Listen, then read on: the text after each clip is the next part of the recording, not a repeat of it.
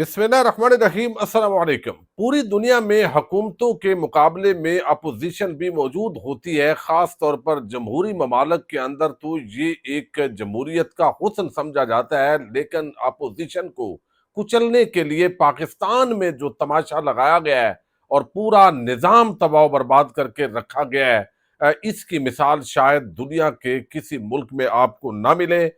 इस वक्त Islamabad high court के अंदर 26वीं आईनी तरमीम के बाद एक तमाशा लगा हुआ है। नए जो जजेस आए हैं, वो मखसूस जो केसेस हैं उनको एक बेंच से दूसरे बेंच में वो जबरदस्ती ले लिया जाता है। और आज deputy registrar Islamabad high court के खिलाफ तौहीन अदालत केस के अंदर बड़ी पेशरफ सामने आई है। जस्टिस सरफराज डोगर फंस गए हैं इस सारे मामले के अंदर, लेकिन उनके लिए निकलना कोई बड़ा मुश्किल काम नहीं है। वो आपके सामने रखना है तहरीक इंसाफ के खिलाफ अंदरूनी बगावत करवाने के लिए जो एक कोशिशें जारी हैं। क्या एस्टैब्लिशमेंट इसमें नाकाम हो चुकी है?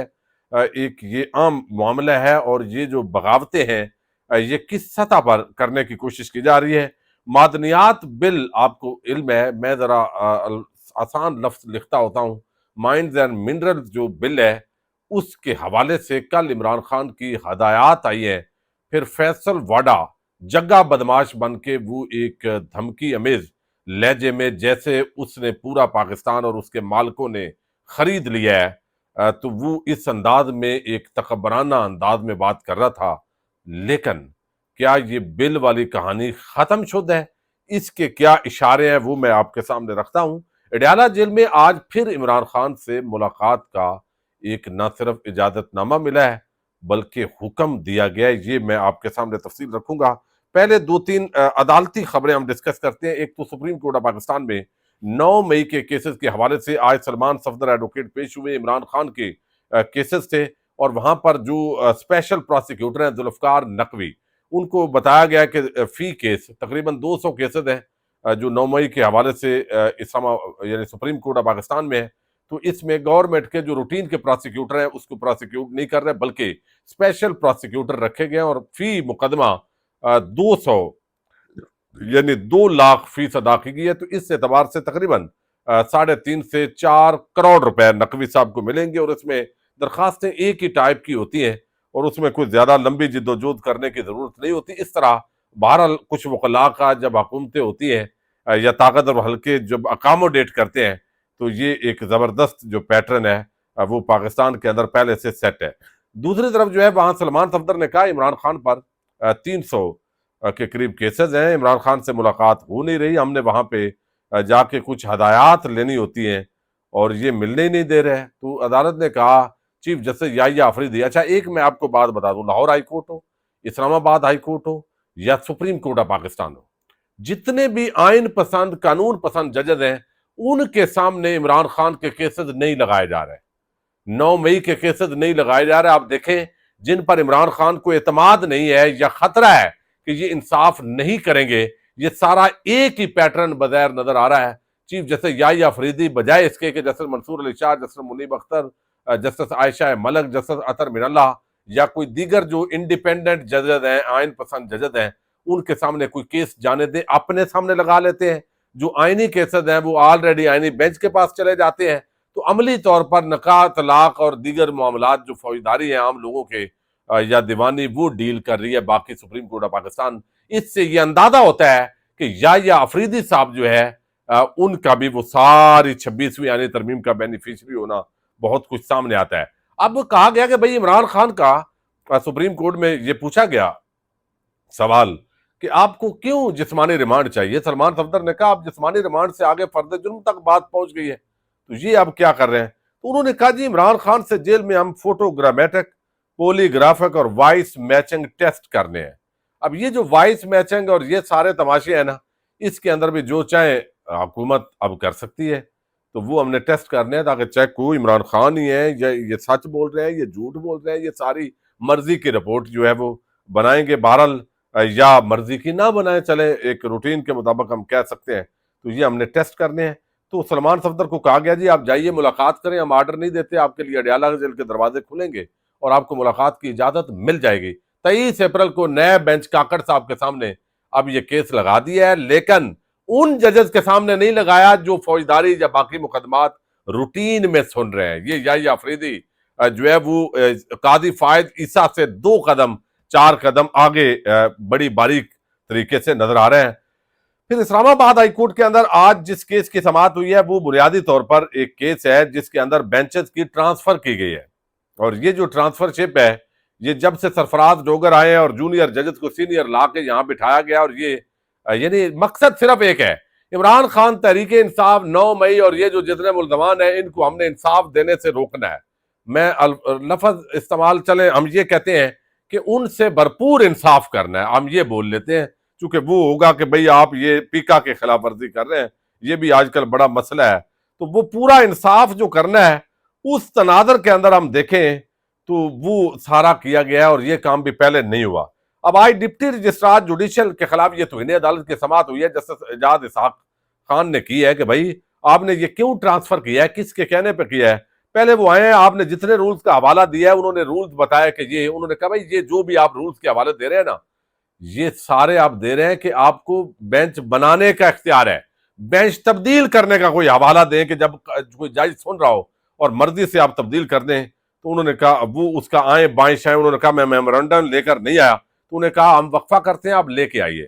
دوبارہ وہ لے کے آئے اور ان کو پھنسا دیا گیا, بھائی آپ کو کس نے کہا, کب کہا, کیسے کہا. وہ سارا ریکارڈ فائلیں لے کر ساتھ آپ آئے ہیں, جسٹیفیکیشن دیں جن فائلوں کا حوالہ دیا گیا ہے. چیف جسٹس نے بغیر ان ججز کی کنسنٹ کے لارجر بینچ کو موو کیا ہے, وہ فائلیں اور ساتھ جو کچھ ہے ٹرانسفر ہوا ہے وہ لے کر آئیں.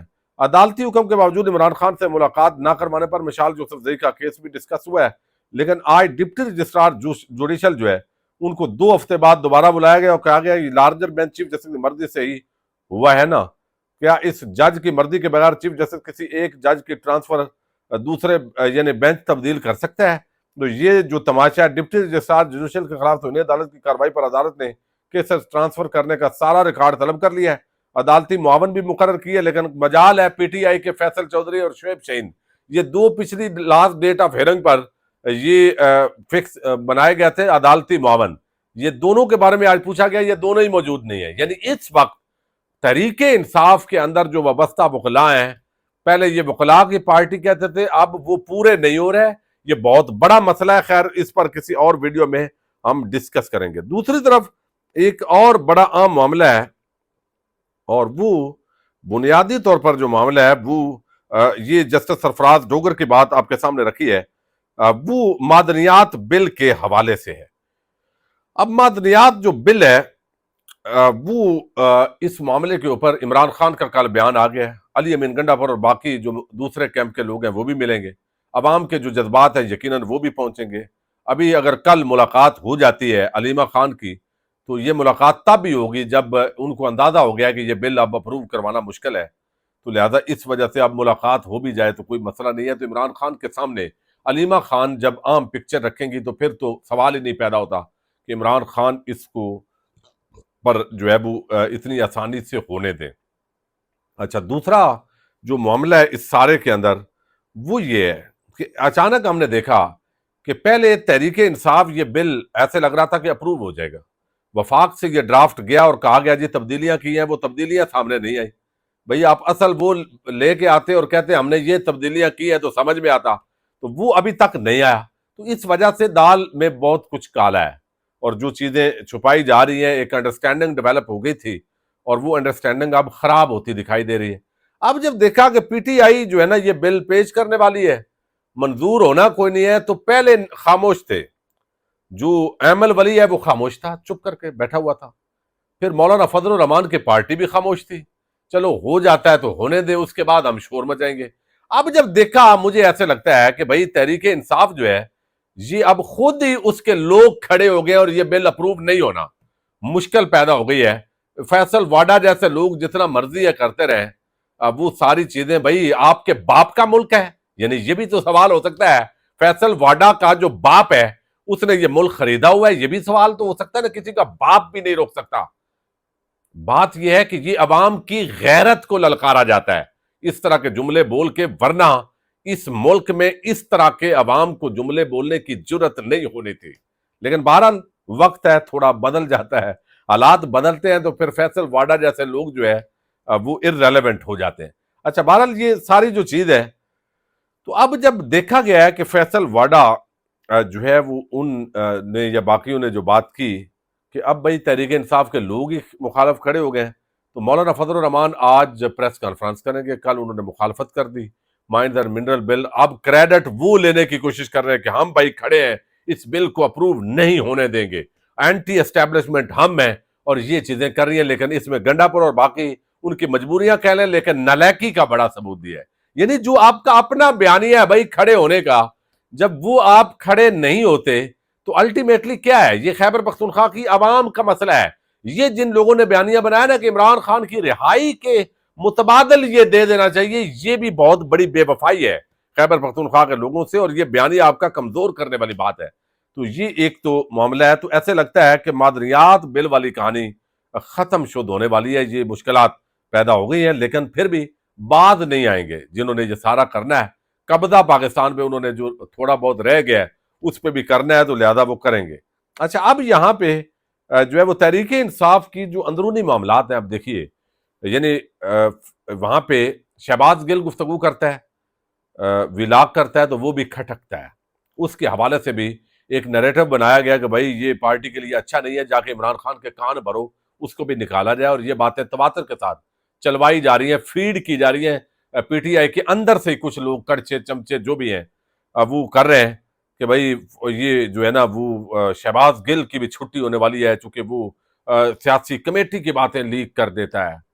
سیاسی کمیٹی کی باتیں کون سی لیک کی ہے بھائی؟ جب دیکھے گا کہ آپ لوگ ایک مخصوص جو مفاہمت گروپ ہے، مفاہمت گروپ نہیں ہے، بیسیکلی یہ سرنڈر گروپ ہے، تحریک انصاف کا جو سرنڈر گروپ ہے، میں اس کو آئندہ اسی ٹائٹل سے بات کیا کروں گا، تو سرنڈر گروپ جو ہے وہ اس کو جب لگتا ہے کہ کوئی مزاحمت کے لیے بندہ کوئی رائے دیتا ہے تو اس کو اچھا نہیں لگتا، تو وہ شہباز گل ہو، پھر سلمان اکرم راجہ کھڑا ہوا، اس کی ملاقاتیں نہیں ہو رہی، اس کے خلاف اس خاص کمپین چلائی گئی، کچھ پختون جو دوست ہیں وہ کھڑے ہوئے، حالانکہ یہ پنجابی پختون والا نعرہ پی ٹی آئی ایک قومی جماعت ہے، یہ نہیں ہونا چاہیے، لیکن وہ حالانکہ فہرستیں اتفاق رائے سے بنی، انہوں نے ایک ڈسپلن کرنے کی کوشش کی نا، لیکن الٹا ان کو ملزم بنا دیا، اور جو اٹھا کے جا رہے ہیں اور یک طرفہ طور پر ان کے خلاف کان بھرے گئے، اور کل وہ بیان ان کے خلاف لے کے آ گئے، تو کیا مطلب ہے؟ اس کا مطلب ہے کہ فارورڈ بلاک والا منصوبہ تو ناکام ہوا ہے، اسٹیبلشمنٹ جو بھی چاہتی ہے، لیکن پی ٹی آئی آپس میں گتھم گتھا رہے، کبھی فواد چودھری کو چھوڑ دیا، کبھی جو ہے وہ شیر افضل مربت سے بات کروا دی، کبھی کسی اور سے بات کروا دی، تو آپس میں جو لڑائی کروانے کی حد تک تو کامیاب ہوئی ہے، مختلف گروپ بنے ہوئے ہیں، لابنگ ہے، ایک دوسرے کی ٹانگیں کھینچنے کا کام شروع ہے، اور اس معاملے کی حد تک اسٹیبلشمنٹ بہت کامیاب ہوئی ہے، اور یہ جو اوورسیز کنونشن ہوا ہے اور اس کے ساتھ ہی امریکن جو وفد آیا اس کو اچھے طریقے سے ریاستی سطح پہ کیش بھی کروا لیا ہے، یعنی ادھر کیش کروایا، ادھر ان کو آپس میں لڑوا دیا ہے، ان کو انداز ہی نہیں ہے کہ بھائی کیس کدھر کون سا کیس ہے یا کیسے کرنا ہے، تو اس معاملے کے اندر جو وکلاء کی اکثریت والی جماعت تھی وہ اس وقت بڑی کمزور ان محاذوں پہ نظر آتی ہے۔ باقی عمران خان کے بیان دو چار آتے ہیں، اس کے بعد جتنی کوششیں ہوتی ہیں اسٹیبلشمنٹ کی حکومت کی وہ ناکام ہو جاتی ہیں، تو پی ٹی آئی کو یہ سارے M N is M P is بھی چھوڑ جائیں